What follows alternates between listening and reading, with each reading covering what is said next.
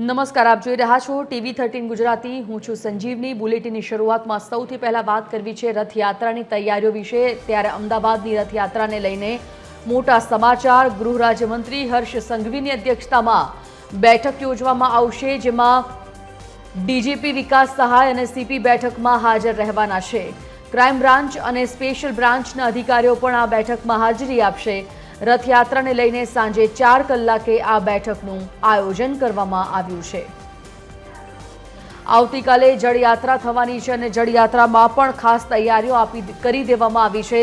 Police સુરક્ષાને લઈને ખાસો બંદોબસ્ત ગોઠવી દેવામાં આવ્યો છે। આ વખતે 148મી રથયાત્રાને લઈ કોઈ પણ પ્રકારની અનિચ્છનીય બનાવ ન બને અને રથયાત્રાને લઈને મોટા સમાચાર। ખાસ વ્યવસ્થાના ભાગરૂપે ગૃહ રાજ્યમંત્રી હર્ષ સંઘવીની અધ્યક્ષતામાં આજે 4 કલાકે બેઠક યોજાવાની છે। ડીજીપી વિકાસ સહાય અને સીપી પણ આ બેઠકમાં હાજર રહેશે। ક્રાઇમ બ્રાન્ચ અને સ્પેશિયલ બ્રાન્ચના અધિકારીઓ પણ આ બેઠકમાં હાજરી આપશે। 4 કલાકે આજે બેઠક યોજાવાની છે। રથયાત્રાને લઈને આજની આ બેઠક ખૂબ મહત્વપૂર્ણ માનવામાં આવી રહી છે। રથયાત્રાનો જે રૂટ છે, ખાસ કરી એ રૂટ પર પોલીસની વ્યવસ્થા, ચાંપતો બંદોબસ્ત, કયા રૂટ પર કેટલા જવાનો તહેનાત હશે અને પોલીસની સુરક્ષા કેવા પ્રકારની હશે, એ તમામ બાબતોની ચર્ચા આજની આ બેઠકમાં કરવામાં આવશે।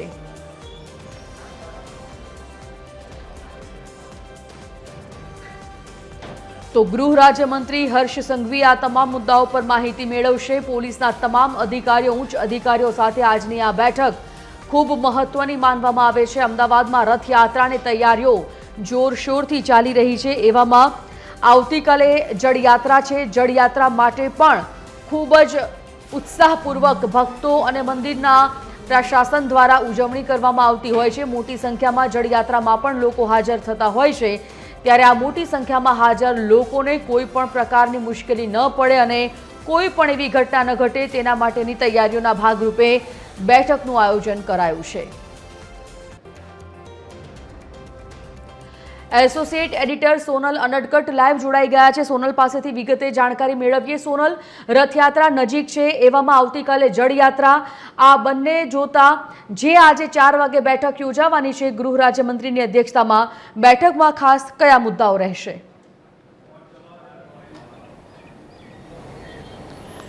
જી સંજીવની, આજે સાંજે 4 વાગ્યે ગૃહ રાજ્યમંત્રી હર્ષ સંઘવીની અધ્યક્ષતામાં રથયાત્રાના આયોજન સંદર્ભે જે બેઠક છે તે મળવા જઈ રહી છે। મહત્વપૂર્ણ છે કે દર વર્ષે અમદાવાદમાં રથયાત્રા એક બહુ મોટો ઉત્સવ ગણાય છે અને ખાસ કરીને સંવેદનશીલ વિસ્તારોમાંથી આ રથયાત્રા પસાર થાય છે અને તે માટે થઈને ચુસ્ત સુરક્ષા વ્યવસ્થા, બંદોબસ્ત ગોઠવવા સહિતની જે રણનીતિ છે તે આ બેઠકમાં ઘડવામાં આવશે।